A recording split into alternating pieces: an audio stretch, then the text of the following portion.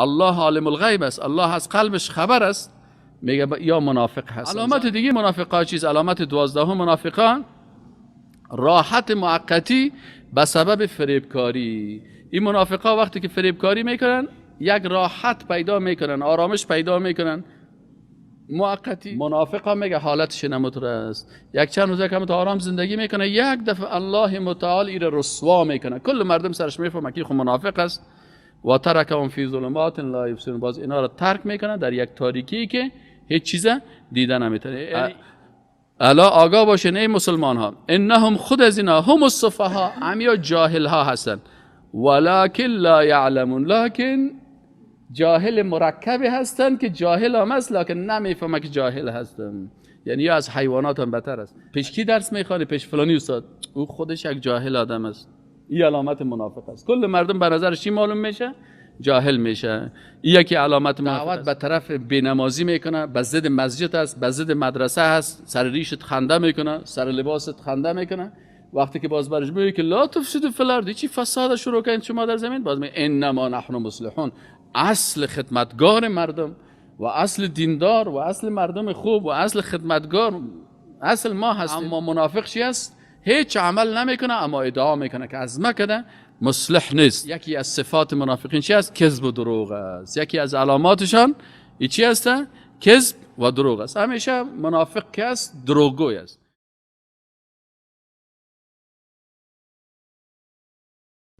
موضوع دیگه که هست، آل الله متعال بعد از اینکه از کفار گفت، عالمه نوبت سر منافقا میرسه.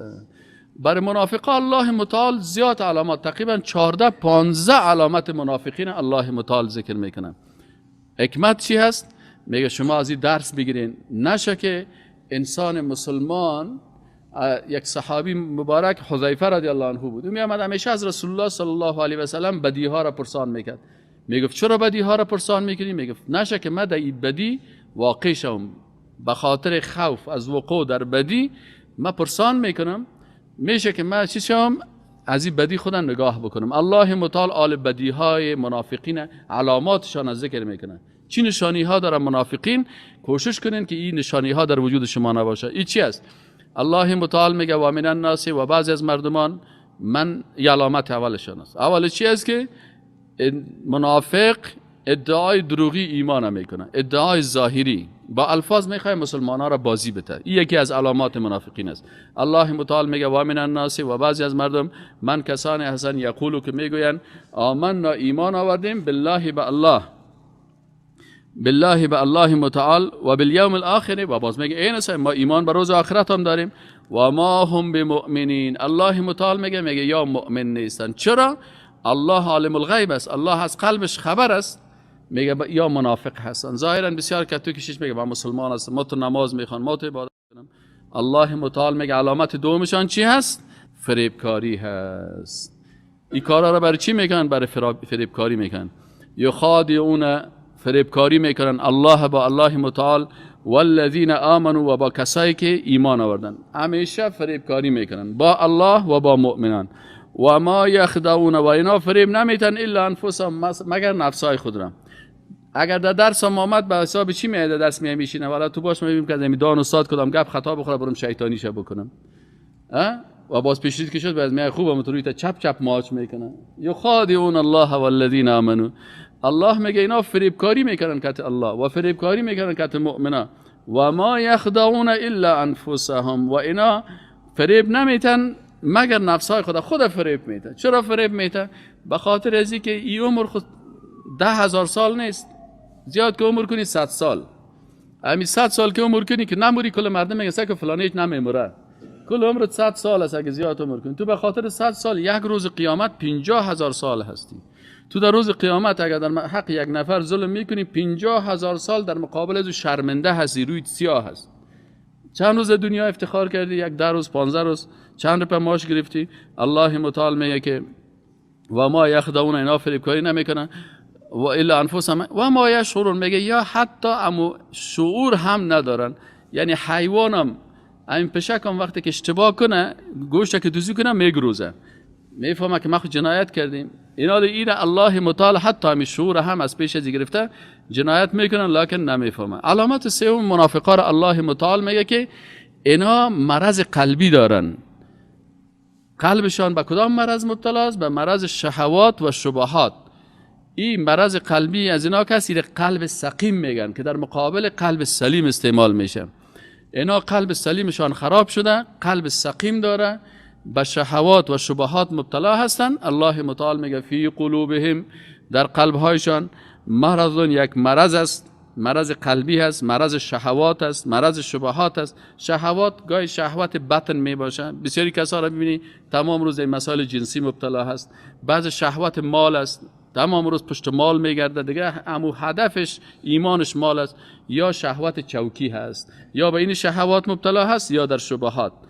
فی قلوبهم مرض، در قلبشان مرض است، مرض شهوات است، مرض شبهات است. سر الله شک میکنه، سر پیغمبر، سر قرآن، سر دین، سر هر چیز. الله متعال ذات غنی هست. اگر کسی مبتلا به شهوات و شبهات شود و کافر شود، الله میگه من بی‌نیاز هستم، به خاطر بی‌نیازی خود فزادهم الله مرضا، الله انوز زیاد میکنه امی مرضشان را، انوز سوره برشان بیشتر میکنه. چه قسم بیشتر میکنه؟ که هدایت از پیش ازی میگیره. قلبی که الله از پیش هدایت گرفت خود به خود او در گمراهی ها میره. ولهم، و برای از اینا هست الله متعال میگه عذاب علیم، عذاب علیم است بما کانوا یکذبون. چرا؟ یکی از صفات منافقین چی است؟ کذب و دروغ است. یکی از علاماتشان چی است؟ کذب و دروغ است. همیشه منافق که است دروغگوی است. در یک مجلس ببینی یک گپ میزنه، بسیاری کساست ما دیدیمشان که منافق است. همین پیشرویم بوده، یک نفر که می آمده بر چقدر خوب آدم هستی، چقدر من تو را دوست دارم، من تو خود بغل خدا گرفته، مجاهد کو رفته بر ما گفته این بسیار خبیث انسان است. انا لله و انا الیه راجعون. حالا تا پیشتر خود تو پیشروش میفتی که تو چقدر خوب آدم هستی، چقدر توصیفش میکنی. این یکی از علامات منافق چی است؟ همین دروغ است. علامت دیگه منافقین، علامت پنجم منافق چی است؟ ادعای چهارمیش کذب بود، نه بما کانوا یکذبون. علامت پنجمی منافق چی است؟ ادعای مصلح بودن است. منافق همیشه خدا میگه من خود صالح نیستم، من مصلح هستم. یکی صالح است، یکی مصلح است. صالح کسی است که خودش آدم خوب است، اعمال نیک میکنه، و مصلح کسی است که خودش خوب آدم است، دیگر هم دعوت میکنه به طرف خوبی ها. یعنی هر مؤمن باید صالح و مصلح باشه. منافقین چی هستن؟ مسلمان با وجود از که صالح هم است، مصلح هم است، لکن گریان میکنه که یا الله من خود دعوت میکنم، همین دعوت ما یا الله قبول کنی، یا الله من قرآن میخوانم تو قبول بکنی، من درس میخوانم. اما منافق چی است؟ هیچ عمل نمیکنه اما ادعا میکنه که از ما کده مصلح نیست. متوجه هستین؟ و اذا قیل لهم، وقتی که برشان بگوی خوب میبینی که فساد میکنه. و اذا، و هنگامی که قیل گفته شود لهم برای زمین منافقین، لا تفسدوا فی الارض، در زمین فساد نکنین. ای چی فساد انداختین؟ چی بدبختی را انداختین؟ چی کارا را میکنی؟ قالوا، باز میگه انما نحن مصلحون. زنا را ترویج میکنه، دعوت به بی‌حجابی میکنه، دعوت به کمونیسم و سوسیالیسم، دموکراسی و اینمی گروه های باطل میکنه، دعوت به طرف بینمازی میکنه، به ضد مسجد است، به ضد مدرسه است، سر ریشت خنده میکنه، سر لباست خنده میکنه. وقتی که باز برش میگه که لا تفسدوا فی الارض، چی فساد شروع کردین شما در زمین؟ باز میگه انما نحن مصلحون. اصل خدمتگار مردم و اصل دیندار و اصل مردم خوب و اصل خدمتگار اصل ما هستیم. متوجه هستین؟ عالم کمونیستا خوب افغانستان فروختن، باز چی میفتن؟ ما وطن پرست هستیم. حالا تو چی رو پرستش میگن؟ فروختی سر روسا. این چه قسم وطن پرست؟ این علامت منافقین است. و اذا قیل لهم لا تفسدوا فی الارض، و اذا، و هنگامی که قیل گفته شود لهم بر زمین منافقین، لا تفسدوا فساد نکنین فی الارض در زمین، قالوا، باز منافقین چی میگه؟ انما یقینا، شک نداشته باشید، نحن ما که هستیم مصلحون، اصلاح کارا هستیم. الله متعال در جوابشان چی میگه؟ الله متعال میگه که صفت پنجم از اینا را بیان، ششم از اینا را بیان میکنه. میگه یا چی هستن؟ میگه یا شعور ندارن که فساد خدا بفهمن. الله متعال میگه الا، آگاه باشید ای مسلمانان، الا آگاه باشید ای مردم، ای مسلمان ها، ای مؤمنان، انهم همین مردم ها که نمود کارا را میکنن و با ظاهر زبانی گپ میزنن، هم المفسدون، اینا فسادکار هستن، جامعه را فاسد میسازن. خودشان تنها یکی فاسد است یکی مفسد است. فاسد چیزی که خودش فاسد باشه، خراب باشه، و مفسدی است که دیگرها را چی میکنه؟ خراب میکنه، فساد ایجاد میکنه در جامعه.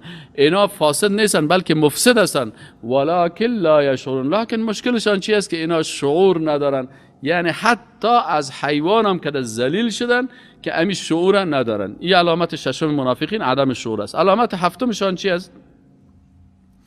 علامت هفتم و هشتم منافقین چی است؟ یکیش چی است؟ طعن زدن به مؤمنان، طعن زدن، بد گفتن مسلمان هاست. چی؟ منافق همیشه مسلمان ها را به چی میگن؟ یا جاهل هستن. پیش کی درس میخوانی؟ پیش فلانی استاد. او خودش یک جاهل آدم است. این علامت منافق است. کل مردم به نظرش چی معلوم میشه؟ جاهل میشه. این یکی علامت منافق است. دیگه علامت هشتمیشان چی است؟ عدم علم و معرفت به مو جهالت خودشان.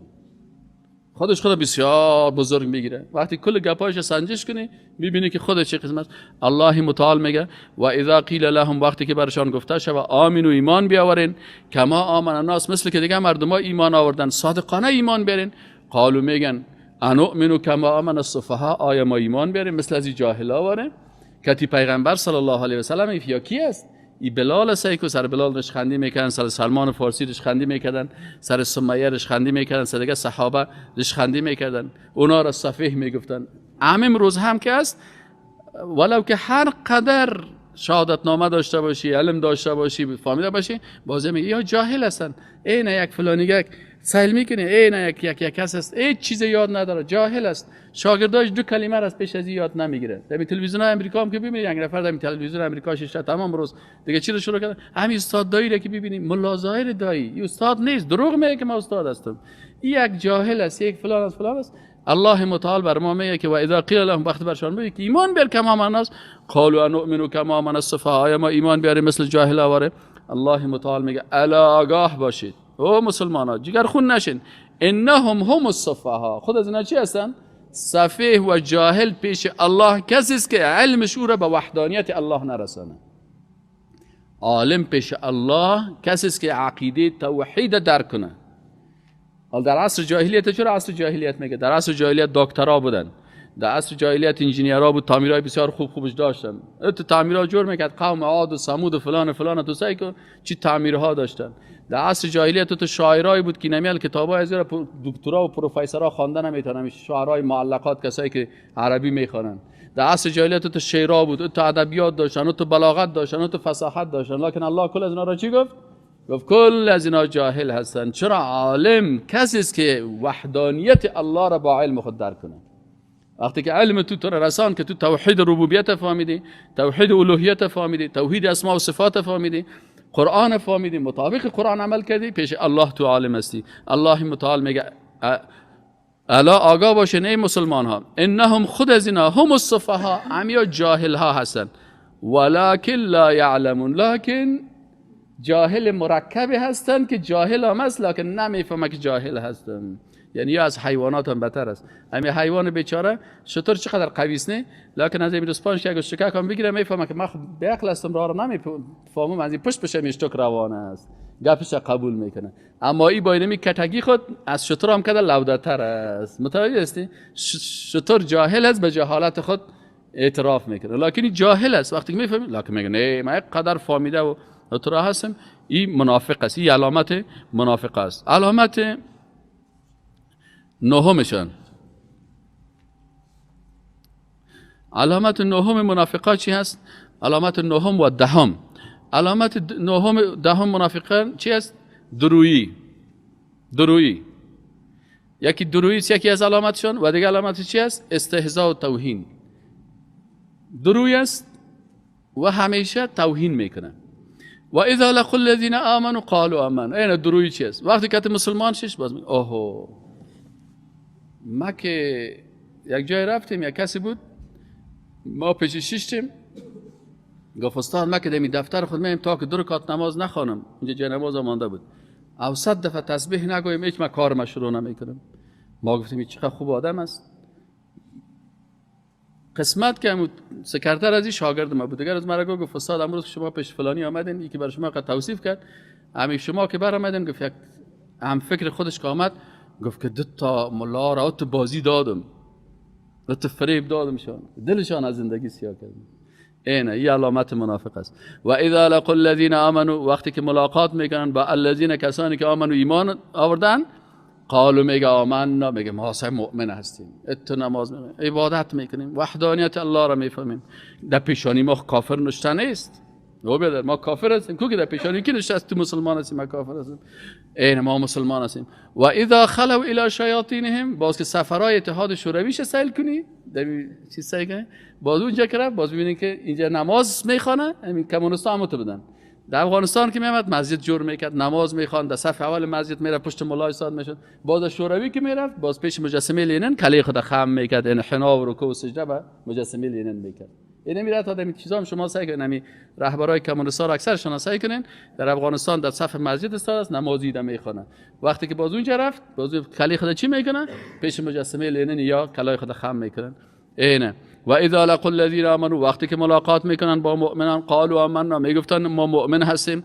و اذا خلوا الى شیاطینهم، وقتی که خلوت میکنن با شیطانهای خود، با همون بزرگای خود، هم فکرای خود، باز چی میکنن؟ شیطانای بزرگشان، شیطانای انسانی، قالوا، باز بر از اونها میگه که انا معکم، ما همراه شما هستیم. دیدین درو یکی منافقینه چرا خیلی کرد؟ باز اونها برشون میگه که خیلی چرا رفتی کاک نماز خواندی، کاک دیلا مسجد مجلس، باز میگه باز بر از اونها میگه انما نحن مستهزئون، ما که مسلمانان که میشینیم برای چی میشینیم؟ اونا رو استهزا میکنیم، برش خند میزنیم، بازیشان میتیم، فریب میتیمشان که سرشان حکومت کنیم، حاکمیت سیاسی دست ما باشه، باز اونا ما را نظر چطور نکنه. این الله متعال رسوایشان میکنه، میگه که اینی عادتشان است که چی میکنه؟ انما نحن مسلمون. الله متعال چی میگه؟ میگه الله متعال یستهزئ، خود اینا را استهزا میکنه. الله چه قسم اینا را استهزا میکنه؟ کما یلیق بجلاله و عظمته. الله متعال خود از اینا را ذلیل میسازه، خوار میسازه، در نظر مردم چی میسازه؟ رسوایشان میسازه. اما قسم الله اینا را رسوا میسازه، این صفت بس به الله، این فعل بر خود نسبت داده است به همون قسمی که به الله شایسته هست، یعنی با قدرت خود، با توانایی خود الله متعال اینا را چی میسازه؟ خوار و ذلیل و رسوا میسازه که مسخره عالم شوند. از این خاطر شما دیده باشین که منافقا همیشه چی هستن؟ رسوا هستن، مسخره هستن و کل مردم باز بالاخره کشفشان میکنه. و یمدهم، و الله متعال بر از اینا فرصت میده، میگذاریشان که چی باشن؟ فی طغیانهم یعمهون، یمدهم فی طغیانهم، اینا رو مهلت میدن.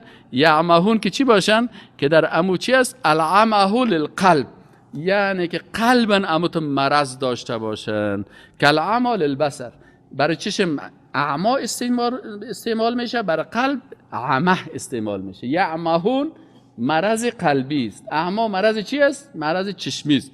اینه پس الله متعال میگه که اینا اتو مرض قلبی دارن که عدم الرؤیت و ما ینتج عنه من الحیرة و الضلال، به حیرانی و گمراهی یا مبتلا هستن.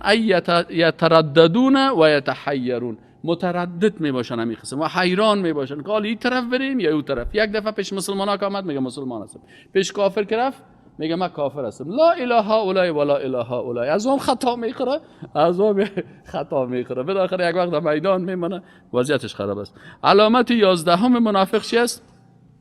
اینها اختیار کردن دلالت به عوض گمراهی. الله متعال میگه که امی هدایت و ایمان که است یک ثروت است که الله متعال برای مؤمنان داده، برای مسلمان یک ثروت. متوجه هستین؟ یک نعمت بزرگ الله چی است؟ الله متعال برای مؤمنان دادن. لکن یا چی کردن؟ اولئک، این منافقا، الذین، کسان هستند که اشتروا الضلالة بالهدى، خریدن گمراهی را، ثروت هدایت دادن، عوضش چی را گرفتن؟ گمراهی را گرفتن.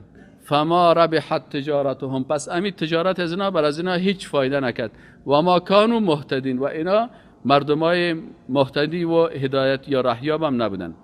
علامت دیگه منافقا چیز؟ علامت 12 منافقان راحت موقتی به سبب فریبکاری. این منافقا وقتی که فریبکاری میکنن یک راحت پیدا میکنن، آرامش پیدا میکنن موقتی. که مسلمان ها کشیشت باز که ببینی چی است، بازیارا که ببینی اما تو یک کمک راحت هستن، مسلمانان در مجلس خود میشن برشان چای میتن، نان میتن اینه، لکن این موقتی هست. چرا؟ کشف الله متعال چی میگه؟ میگه مثلهم، مثال از این منافقا که مثل الذی استوقد نارا، مانند کسی است که یک آتش روشن کرده.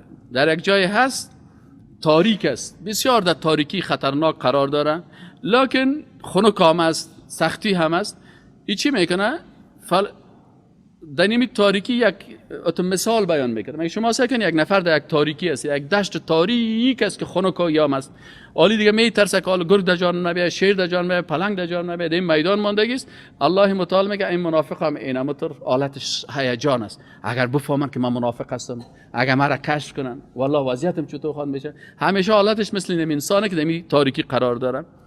باز یک چراغه که روشن میکنه، آتش روشن میکنه، کم کم مردم که خوب است، ساعتان خوب است، جورپرسانی و تو فلما اضاءت، وقتی که روشنی کردی آتش ازی ما حول و اطراف وزیره، ذهب الله بنورهم، الله باز امیر روشنی را یک دفعه یک شمال تیز میره که این روشنی از بین بره.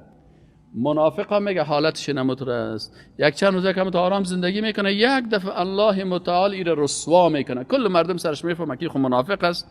و ترکهم فی ظلمات لا یبصرون، باز اینا رو ترک میکنه در یک تاریکی که هیچ چیز دیده نمیتونه. یعنی اینمی قسم که انسان در یک تاریکی در یک دشت بند میمانده باشه و 5 دقیقه یک چراغه که روشن میکنه باز شمال میشه، پس چراغ گل میشه، پس دمو حالت قرار میگیره.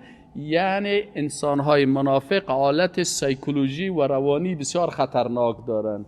یک روز بسیار وضعیتش چی هسته؟ وضعیتش خراب است، متردد است، آل مرا میزنن، آل مسلمان ها قوت بگیرن، آل مسلمان ها پیش کردن، آل مسلمان ها آمدن، این تباه شدم. باز دیگر روز که کمک چیز میشه، باز یک چراغک برش چراغک روشن میشه، باز ببینی هم تو یک کمک خوشحال هستن. باز الله متعال اون میگه پس چیزشان میکنه، پس رسواییشان میکنه. از این خاطر میگه منافقی یکی از عاداتشان که آرامش روحی و روانی ندارن. از نگاه سایکولوژی و روانی چی هستن؟ این علامت 13 شان بودن که چیه؟ اینا علامت ای بود. علامت 13 شان چی است؟ نابینایان حقیقی هستن. چی هستن؟ نابینایی پیش الله نابینایی چشم نیست. الله در آیات دیگه قرآن باز ما و شما میخوایم که نابینایی قلب است. نابینایی اونی نابینایی چشم است که چشم داشته باشه لکن حق نبینه. گنگ این نیست که کس گپ زدن نمیتونه. بسیار کسا شما شاید باشین خوب گنگه است لکن خوب دیندار است، دولت گنگگی نماز میخوانه، مسلمان است، وقتی پرسانش کنه الله را میشناسه میگه یکی است. بسیار نابیناها را ببینی که هم مفسر قرآن هستن، ترجمه قرآن میفهمه، بعض موضوع که قرآن هم حفظ کرده، او پیش الله نابینا نیست. نابینای حقیقی پیش کسی است که خوب چشم هم داره لکن حق دیده نمیتونه، قلب نابینا هست. الله میگه متعال میگه که منافقا چی است؟ نابینای حقیقی هستن، گنگای حقیقی هستن و ناشنوای حقیقی معنوی هستن. یعنی چشم دارن چشمشان نمیبینه، زبان دارد زبانشان حق بیان کردن نمیتونه، گوش دارن لکن با گوش خود حق شنیدن نمیتونه. سمون آنان کران حقیقی هستند، کران معنوی. بکمن آنان گنگهای معنوی هستند. عامیون آنان نابیناهای معنوی هستند. چشم دارن لق لق سیل میکنن لکن حق دیده نمیتونن. فهم لا یرجون. پس ای مسلمان ها از این مردم های منافقی که قسم هستن یا رجوع نمیکنن، از پیش از اینا هیچ طلب نکنین. ولو که منافق در می صف مسجد هم بیارید، در می صف مسجد هم خراب میکنه، در می هم جنجال میپرتن، در می صف مسجد هم جنجال انداخته میرن. دیگه علامت منافق شد، علامت 14 شان او کصیب من السماء فیه ظلمات و رعد و برق. شما میگه تصور کنین یک مثال الله بیان میکنه. شما مثلا در موترتان سوار شدین، رفتین در یک دشت، در بین از این دشت سعی کنین یک دفعه باران شروع میشه، موتر هم استاد میشه، کل ماشین موتر هم خراب میشه و هیچ اینا کار کردن نمیتونن. صحیح نه؟ و از طرف رعد و برق هم است، باران هم است، شدت هم است، ترس حیوانات هم است. اینمی حالات سر یک نفر که برسه بالاخره از است که آدم این ور خطا میشه دیگه، دروازهای موترش هم باز ایران مانده بود بیرون برآمد، حال کجا برم، راه کدام طرف است، موترم خراب است یا هم است، کلکای خود در گوشهای خود میگیرن از ترس. اینم تو حالت میگه انسان منافق وضعیت زندگیش اینمی قسم است، همیشه مثل که دمت یک دشت تاریک باشه، موترش خراب باشه، زندگیش خراب باشه، رعد و برق هم سرش باشه، هر گپی که بزنید در فرق از این میخوره. یحسبون کل صیحه علیهم. امی درس هم که بیتی میگه تو خود مرا گفتی، حالا برادر من کی تو را گفتم، ظلم سعی کردی، حالا خود چشم بس ما سائل میکردم هدف چشم داره، نه ولا نه مقصدت ما بودم، فهمیدی؟ یعنی اینا میگه منافق همیشه عادتش اینمی قسم است. همین آیات قرآن هم که بگی میگه تو خود مرا گفتی، یک جای تفسیر میده درس میدم که میبرد یکی میبرامد باز میفستاد اینمی گپات خود متوجه ما بود، او برادر کجا تو فکر من بود، او پسان فهمیدیم این مردکه منافق است. اینمی هر گپی که بزنید در کله ازی خورده میره. الله متعال میگه یحسبون کل صیحه علیهم، هر چیزی که بیایش دفسر هم العدو فاحذرهم قاتلهم الله. خب او کسیبا، یا حالت منافقا چی است؟ مانند یک باران است، من از سمایی که از آسمان بیاید، فیه دایی باران، یعنی حالت از مثل حالت انسان است که در زیر یک باران است که از آسمان میاید و این باران مثل گفتیم نه که موتر خود استاد است، موترش هم گل شده و شیشای موترش هم کنده شده و شکسته، فیه ظلمات، دایی تاریکی هاست، و رعد و برق است و برق، یجعلون اصابعهم، انگشتای خود در گوشهای خود میمانند، فی آذانهم من الصواعق، در گوشهای خود از صاعقه، از امو صداهای خطرناکی که از رعد و برق میمانند، حذر الموت، از چی؟ از ترس مرگ. والله محیط بالکافرین، الله متعال میگه احاطه میکنه کافران را. پس علامات منافق یعنی یک علامتش اینی قسم علامت است که حالت هیجانی خطرناک دارن. علامت 15 منافقین چی هست؟ علامت 15 زندگی سختی که تاریکی ها او را از هر جهت احاطه کرده. یعنی زندگی منافق هیچ وقت نرمال نیست، همیشه در نفاق است، همیشه در غلطی هست، همیشه کلگیر دشمن خود فکر میکنه، همیشه هر مسلمان تو که نمازم بخوانی ایره زور میته، دخترش که حجابم بکنه ایره زور میته، حتی اولادش بسیاری وقتا ببینی پدر منافق است بچهش دیندار است، بچهش که نماز میخونه ایره زور میته. چی حالت انداختی؟ تمام روز قبله را غار کردی، بیش یک دقیقه گپ بزن، هر کار ریشم که بانی در فرق قضیه میخوره، چرا ریشم مانی روسو کو لط میکنه حتی اولادای خدا. یکاد البرق، نزدیک است همین برق، یختفو که اختطاف بکنه، ابصارهم، چشمایشان را، همون حالت قبلی که در بین موتر بود و در مو دشت قرار داشت. الله متعال میگه نزدیک است که همین برق بیا اختطاف بکنه، خطف بکنه یا از بین ببره ابصارهم، روشنی چشمایشان را، کلما، هر وقتی که اضاء روشن شد لهم، برایشان، مشوا فیه، دو میرن، یک کمکی که روشنی شد حرکت میکنن. و اذا اظلم، و وقتی که پس تاریکی شوه، اظلم علیهم، تاریکی شوه بالاشان، قاموا استاد میمونه، باز حیران میمونه که حالا چطور کنم. ولو شاء الله، و اگر بخواه الله، لذهب بسمعهم، میبره امو گوشهای از اینا را، شنوایی گوشهایشان را، و ابصارهم، و امو روشنایی چشمایشان را، قوه بصارتشان یا حس باصریشان را. ان الله، یقینا که الله متعال، علی کل شیء قدیر، بر هر چیز قدرتمند است. پس اینی علاماتی که الله متعال بیان کرد که اینی علامات منافقین است، بر ما مسلمان ها دو درس است. یک درسی که علامات منافقین رو بفهمیم و از این علامات منافقین احتیاط بکنیم که کدامتاش در وجود خود ما پیدا نشه. یک دفعه در روز قیامت بخیزی ملائکه بیای از دستت بگیره که برای گم شد تو منافق هستی. پس این علامات هم میخوانیم که خدا حفظ بکنیم. دومی است که منافقین بشناسیم و بفهمیم که عادت منافقین است. از این خاطر آدم هیچ وقت جیگرخون نشه. بعضی کسا هست وقتی که بعضی گپا را میزنه برش میگه استاد خفه نشده، نه ولی خفه نشدم. چرا؟ این به خاطر اینکه در قرآن 15 علامت شما گفته شده دیگه، ما چی جیگرخون شویم؟ شما بیا از عادتتان است دیگه. در کجا 15 علامت ما گفته شده؟ ما گفتم پایر از باز تو یک وقت در درس قرآن بشی باز میفهمی که علامت ها داشته. اینا رو باز آدم متاثر نمیشه. همین دعوتگرایی که باز علامات منافقین نفهمی، جوانا باز میگه ای رسای من قد دعوت کردم هیچ گپ ما گوش نگرفتم، مرا این تو گفتم مرا دعو زد و دشنام داد فلانی داد. الله متعال میگه خی استهزاء، توهین، رشخندی، این کارا چی است؟